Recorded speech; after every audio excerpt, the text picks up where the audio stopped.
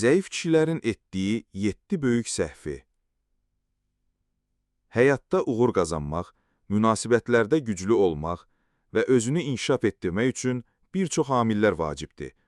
Lakin zəif kişilər çox zaman özlərini geridə saxlayan, münasibətlərə mənfi təsir göstərən və şəxsi inkişafını əngəlləyən səhvlərə yol verirlər.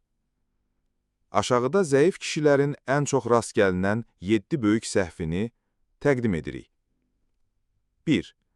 Özünə güvənsizlik və özünü kiçiltmə. Təsvir.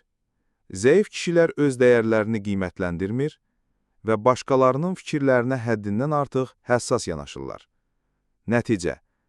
Münasibətlərdə qeyri-sabitlik yaranır, qərar vermə bacarığı zəifləyir. 2.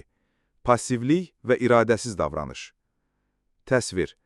Həyatında və münasibətlərində liderlik etməkdən çəkinirlər, mühüm məsələlərdə səs çıxarmırlar. Nəticə. Başqaları onların əvəzinə qərar verir, arzuları gerçəkləşmədən qalır. 3.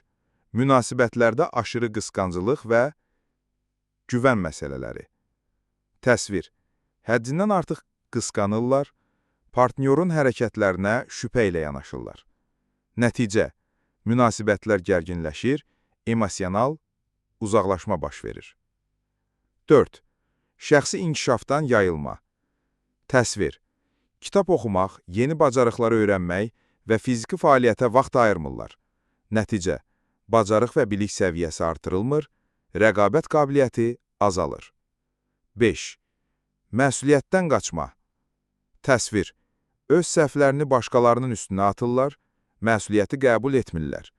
Nəticə, etibarlılıq itirilir, şəxsi və professional münasibətlər zədələnir. 6. Duyğularını idarə edə bilməmək. Təsvir. Hiddət, kədər və stresslə düzgün mübarizə aparmırlar. Nəticə, ani reaksiyalar, münaqişələr, pis qərarlar verilir. 7. Qısa müddətli hədəflərə prioritet vermək. Təsvir. Gələcək planlama əvəzinə anlıq həzz və asan çıxış yollarını seçirlər. Nəticə, uzunmüddətli uğurlar əldə olunmur, davamlı inkişaf mümkün olmur. Nəticə, zəif kişilər bu 7 əsas səhvə yol verərək şəxsi potensiallarının çoxunu istifadə etmirlər. Güclü və uğurlu olmaq üçün özünə inamı artırmaq, məsuliyyəti qəbul etmək və davamlı özünü inkişafa yatırım etmək vacibdir. Unutmayın ki, hər birimiz dəyişə və daha yaxşı versiyamıza çevrilə bilərik.